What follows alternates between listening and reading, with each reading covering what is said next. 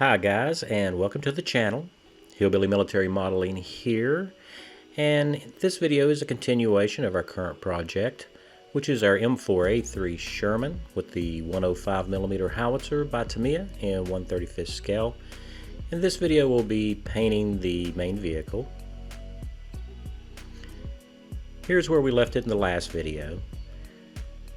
So now what we need to do is prep everything for paint, which means we need to disassemble the vehicle. And I also like to use low tack painter's masking tape to hold down the little parts that the airbrush would blow away. So our first color is going to be Vallejo acrylic black, and that'll let us spot any imperfections that are on the vehicle, and we can attend to those before we continue painting. And next is the Vallejo acrylic white, which we're going to be using for our pre-shading. And this is important because the vehicle is going to be all green.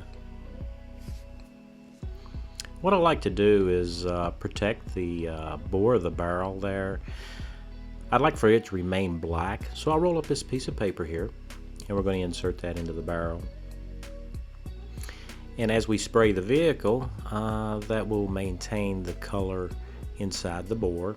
Now you could use a different color in the bore, but I'm just going to leave this black for emphasis. So making sure that we just leave the pre-shaded white here really splotchy is really going to help in our color variation. So next up we're going to use the parched grass for our OD green. We're going to make sure that we just apply it in real thin coats. We don't want to wash out our pre-shading. We would like for that to still be visible through our OD green. After that, it's time to dress up our road wheels. So I'm going back to the original airbrush mixture for the Vallejo flat black. Since it's mixed really thin, it will just flow right around the rim of the road wheels, making it much easier to paint.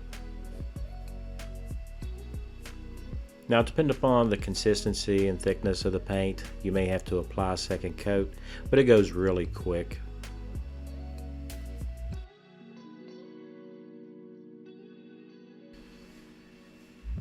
So next we're going to use Tamiya's XF56 metallic gray,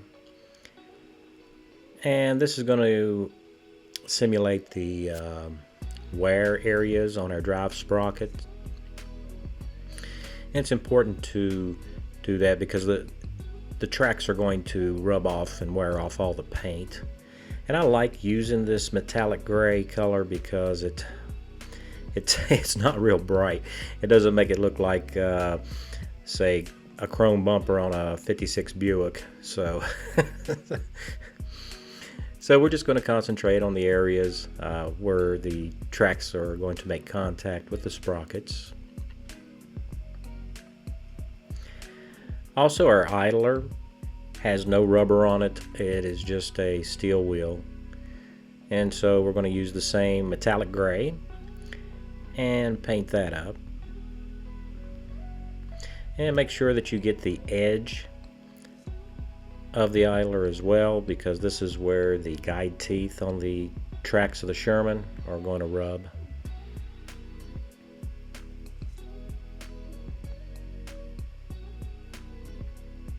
And don't forget the backside, because that will be visible around the rear of the vehicle.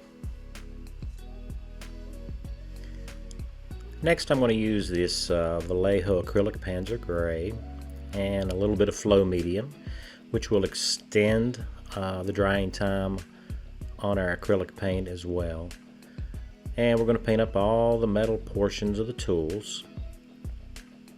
So the flow medium allows us to brush it onto the vehicle without it starting to clump up.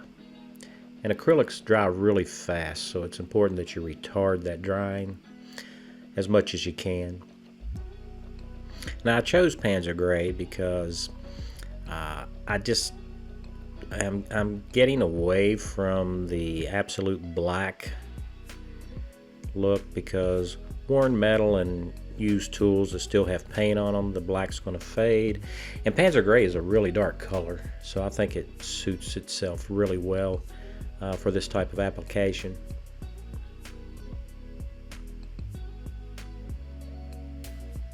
Now, I like to paint my tools on the vehicle whenever I can, but if you prefer to paint them separately, then that's fine. And just attach them later. Just remember that if you're attaching over a painted surface, you're probably going to want to use CA glue so that the parts don't come off.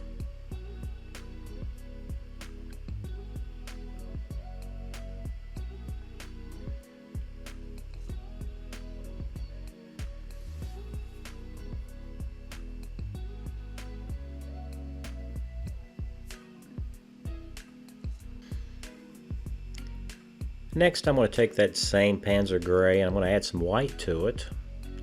And what I'm looking for is a medium gray to medium dark. And so this is the color I came up with. This is what color I want our M2 machine gun to be, and also our bow machine gun. This color lends itself really well to dry brushing, which we're going to do later on, and it should look pretty good.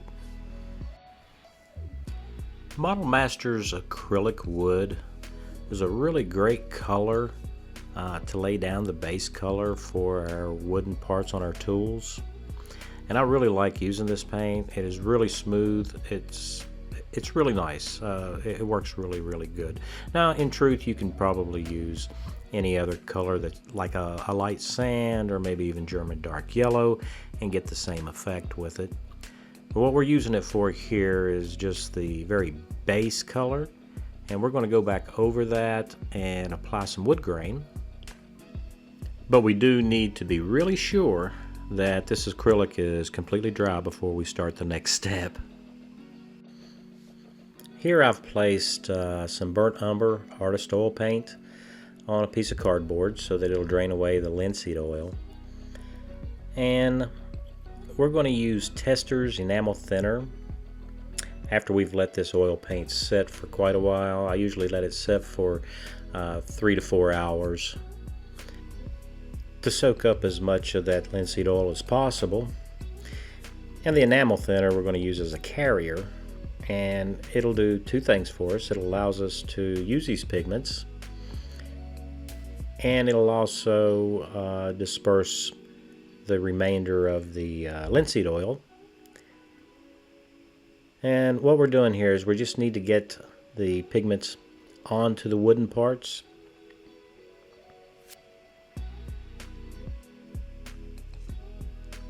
Making sure that we cover the surface.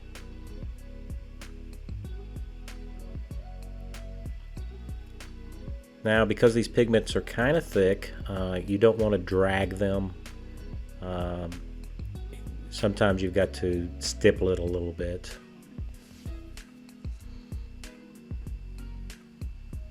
And we're going to cover up all the wooden areas. And once that's done, I will let it sit and dry for about 20 minutes. And then we're going to come back in with a clean brush and the same enamel thinner. And we're going to lightly dampen our brush. We just don't want it real wet. And here I'm using a frayed brush, an old used brush. And I'm just going to drag it along our wooden parts. And it'll help create streaking. And so those streaks go through the pigments from the oil artist paint down to our acrylic wood, and that gives us our wood grain. And I go back over it a couple of times until I get it the way I like it. And you just need to really practice this a little bit and just work with it. And if you take too much off, you can always reapply.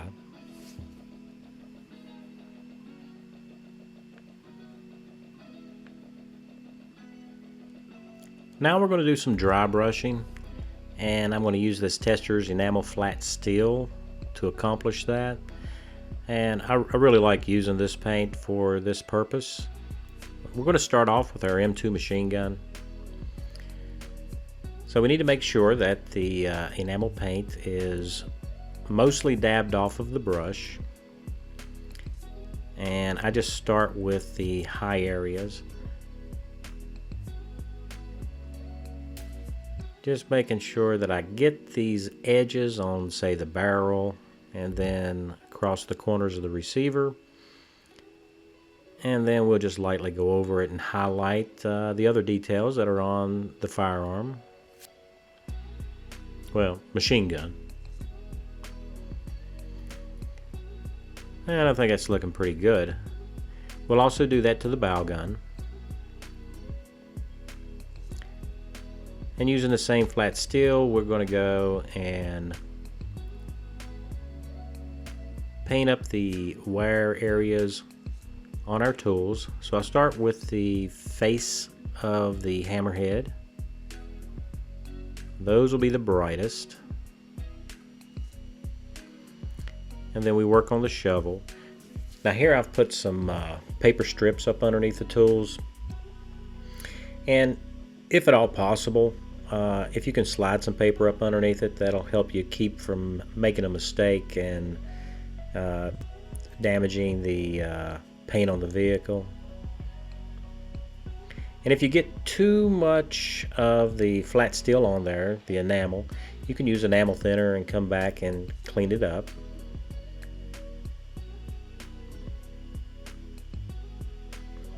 So we just want to pay attention to any edges and any spots where the tools would get worn.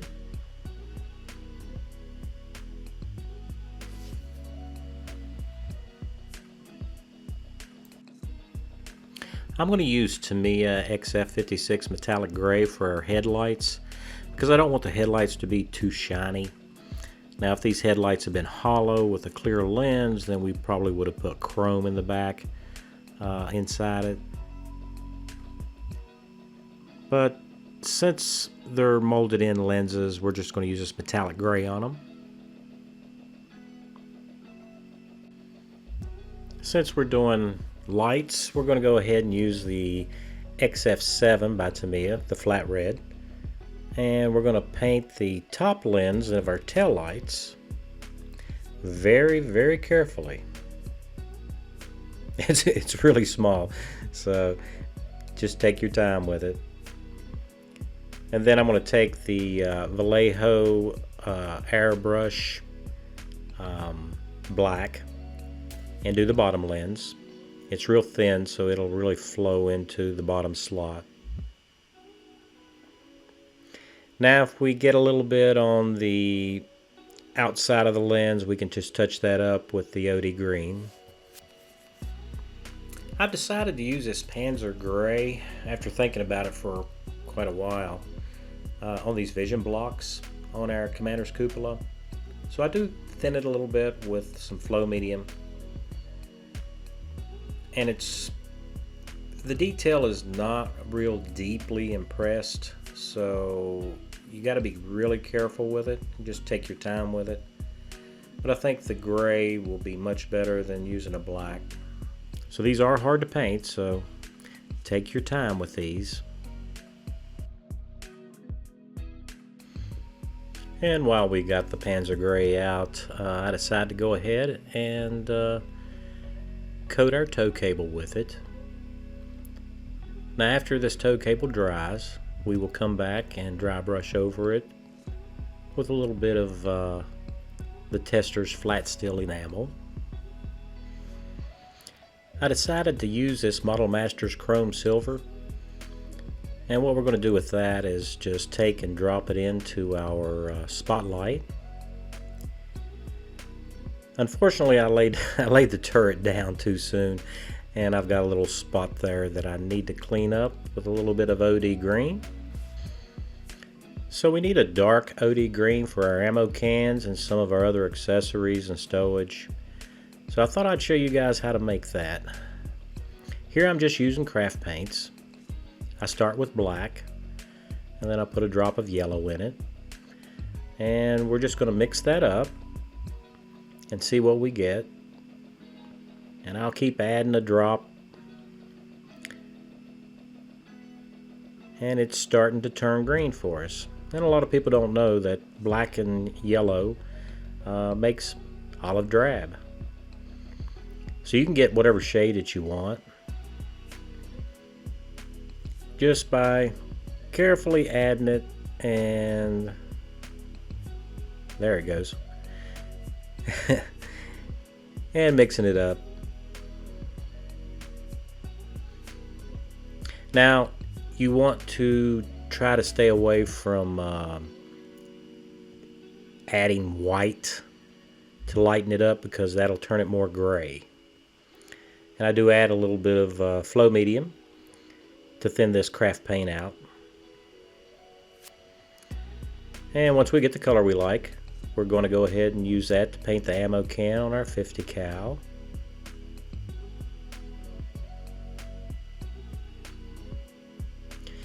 So you just put enough of the flow medium in it so that it brushes easily. And I will go ahead and paint up the other ammo cans for the model. Now it's time to put our decals on, so we need to seal everything up, and I'm going to use Pledge Revive It, and we could just use that straight out of the bottle. And these are water slide decals, and once they've dried, I do use a little bit of Microsoft for them. We'll recoat it with the Pledge Revive It. And now we're going to go in with some Tamiya panel liner black, and we want to bring out these little details all over the tank, and we're talking about the weld seams and bolt detail, all the nooks and crannies, and that'll help us bring out false shadows.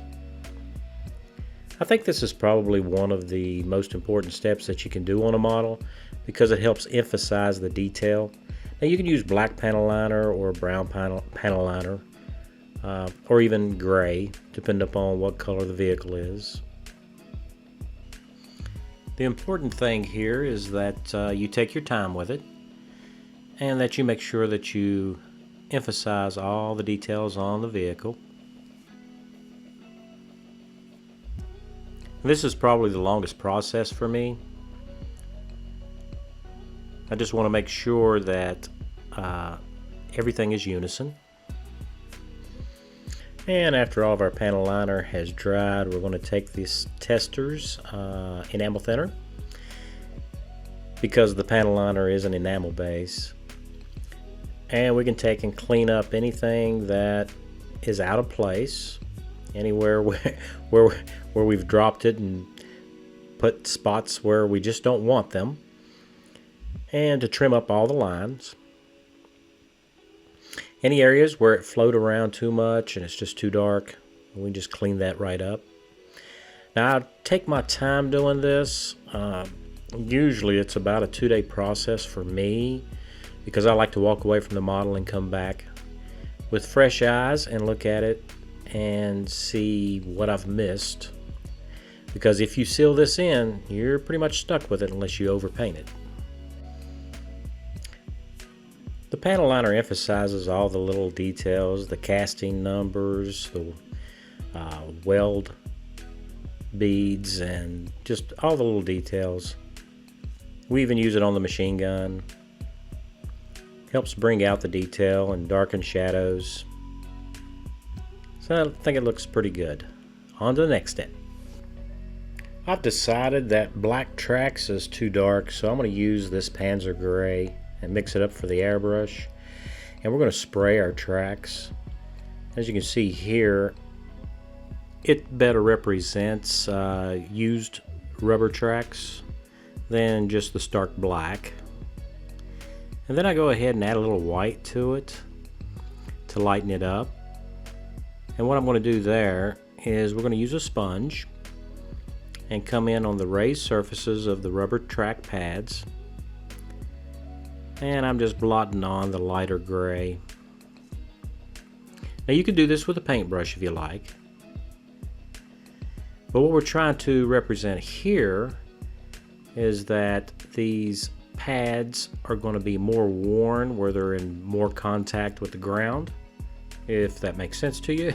So there will be a color differential there. And all you got to do for reference is maybe look at the tires on your car.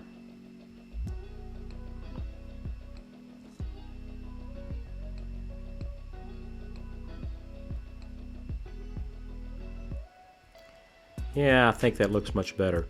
But it still needs a little bit of something. So I'm going to go back to the Panzer Gray base color. And I'm going to use a chipping sponge. And I'm just going to chip over our lighter gray. And that'll give us a little bit of variation there on the tracks. So if any of this is going to show through of our weathering, then it'll give it more character. Because remember, weathering is all about layering. So I'm hoping this works out for us. Now tracks have shiny parts, so we're going to go to our Testors enamel flat steel, our real go-to here. And we're going to dry brush the track guides and the end connectors with this flat steel to bring out the detail in them. Now one of the things I did do was to take some 1/4 inch mask tape and go down the center of the track. That way we don't accidentally get any of the flat steel on the center of the rubber pads. And you can probably see the masking tape there in the center of the track.